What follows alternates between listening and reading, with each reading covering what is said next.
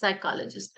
In a study, researchers gave 100 volunteers a psychological questionnaire designed to measure their self-esteem.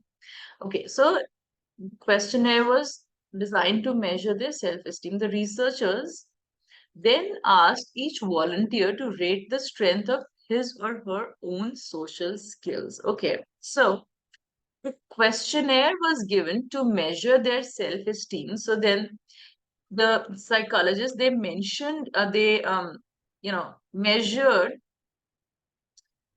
the self-esteem, right, using the questions, whatever. So whatever the questions would have asked. But then the volunteers were asked to rate the strength of their own social skills. So this is not something that they were measuring. They asked them to rate on their own the social skills. Right? All right. Now, the volunteers with the highest levels of self esteem consistently rated themselves as having much better social skills. So, people who did have very high self esteem, they rated themselves as having better social skills. Also, look, now this was not measured again, right? People themselves rated their social skills high, the ones who had high self esteem, which was measured. Okay. Yeah. This suggests that, okay, so now this is the conclusion of the psychologist, right? This suggests that attaining an exceptionally high level of self-esteem greatly improves one's social skills. So this is what he's concluding, that in case you get a very high level of self-esteem, then your social skills improve. Right? So he's saying that high level of self-esteem causes better social skills. Yeah, so this is the conclusion of the psychologist. Of course, look, there are multiple issues over here, isn't it? First of all, because a person has high self-esteem and has good social skills doesn't mean that the self-esteem cause the social skills, right? So where we say correlation does not lead to causation, right? That is one of our things. But here there is something even more important than that, that here it says that they rated their social skills on their own. Now the point is, okay, fine, let's just look at the options and then we in case the flaw doesn't really come to mind, please do not waste time on it. If it comes while you're reading the argument, while you're evaluating what the argument is saying, if it comes to mind, great. If it doesn't, just move on to the options, because the options will give you an idea, right? You don't have to, it's not a fill in the blank question where you have to write the answer. The options are right there in front of you. So you, even if you didn't think of it yourself, the options will make you think about it. So don't worry. Okay. The psychologist's argument is most vulnerable to criticism, which is the following. Right. A. It fails to adequately address the possibility that many of the volunteers may not have understood what the psychological questionnaire was designed to measure. Look, it doesn't matter, right? In fact, I think it's a good idea in case they do not get to know what it is measuring. They're just being asked questions, and then the researchers are going to measure what they are going to measure, right? This does not impact the result at all. As long as they understand the questions, it doesn't impact the result. Whether they understood why they are being asked these questions, whether they understood that their self-esteem is being measured or not, it doesn't really matter, right? And in any case, the argument gives us no reason to believe here. There is no reason to believe that they did not understand the questionnaire, right? So, of course, then this is not the answer. Okay, B. It takes for granted that the volunteers with the highest levels of self-esteem had better social skills than did the other volunteers, even before the former volunteers had attained their high levels of self-esteem. Okay, now this is an option that often confuses people, and in fact, this is the reason why I pretty much included this question here. Look, option B, and it's a trap, of course. Now, in case it were something like, and let me just write this down, if option B were like this, it fails to address the possibility, and rest is the same, yeah? So this could be the flaw, that it fails to address the possibility that many of the volunteers, no, it fails to address that the volunteers with the highest levels of self-esteem had better social skills than did the other volunteers, even before the former volunteers had attained their high levels of self-esteem. So, then I would have thought about it. Well, let me think. If it were, it fails to address. But option B says it takes for granted, which is certainly incorrect. Now, does the argument take for granted that these people who have these high level of self-esteem already had better social skills beforehand? No, in fact, the argument is saying that they have those good social skills because they developed high level of self-esteem, right?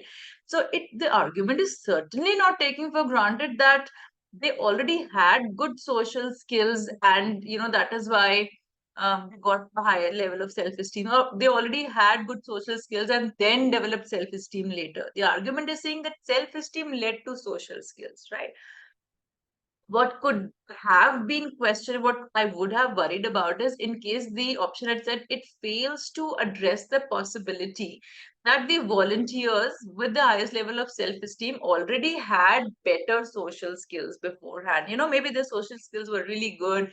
They interacted with people, people really liked them, and that is what boosted their self-esteem. So what this could have said is that the cause is the other way around, not the way that is given in the argument. And then I would have worried about, well, that it is a possibility, and the author has not considered that the reason why both of them are together is not because A causes B, but because B causes A. I could have said that the author failed to consider that that is also a possibility, right? So, but as given, your option B just says that it takes for granted that that this is what the author has considered, but we know that the author has actually considered the opposite, right? So this is certainly incorrect. Yeah. Okay. See, it overlooks the possibility that people with very high levels of self-esteem may tend to have a less accurate perception of the strength of their own social skills than do people with moderate levels of self-esteem. Look, so a person who has very high level of self-esteem anyway thinks very highly of himself, right? That people like me and I'm good at things that I do, etc., whatever. So and we are measuring the self-esteem using a questionnaire, but when it comes to social skills, we are asking them to rate their social skills on their own. So a person who already has very high self-esteem, he may think that his social skills are great too, even though they may not be that great, right? They're themselves rating it. And a person who has low self-esteem, he may feel that his social skills are not good, even if his social skills are pretty good.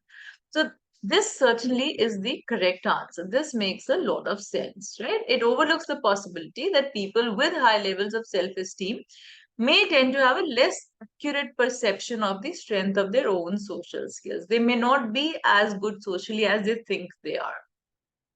So that makes sense. And this is the, yeah, so let's just go, we'll keep this on the side and let's look at the other two options as well. It relies on evidence from a group of volunteers that is too small to provide any support for any inferences regarding people in general. Okay, no. So again, we have no reason to believe that it was a very small group, right? 100 volunteers may be sufficient to give us some insight into this. So certainly we cannot say this. E. It overlooks the possibility that factors other than level of self-esteem may be of much greater importance in determining the strength of one's social skills. Look, again, this is something that can trap people, that, it doesn't talk about, this is a flaw in the argument, that doesn't talk about other factors. But listen to me. An argument, a critical reasoning argument has limited scope, right? There are going to be 3-4 lines. It is going to talk about only few things. And here also, just like in all other critical reasoning arguments, we have to ensure that we stay in the scope. So here we are only talking about how your self-esteem is related to social skills as per this particular questionnaire and as per this particular research, right? And we have to stick to that. It is all right. It is certainly possible that there are other factors which are of much greater importance.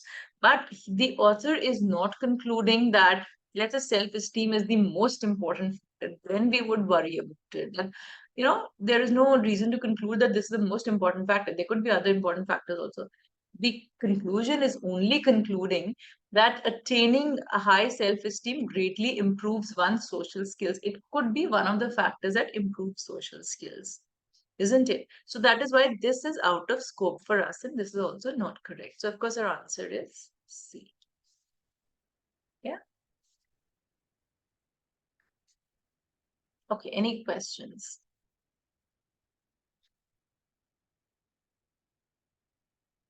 Yeah, option B can certainly be a trap. So you have to, because it knows, because the test taker knows that you will think about correlation versus causation. So it would want to, the test taker would want to give you, the test maker would want to give you, let's say, some words where you would get confused. Hey, it does look like it is saying that correlation should not be equated with causation, or, A causes B, but then B can also cause A. So there is a flaw over here and just showing correlation, but it is concluding causation, etc. Right? They know that that thing is going on in your mind, isn't it? So that is why they'll take advantage of it and plant a trap over here. You have to read it very carefully to note exactly what is given to you.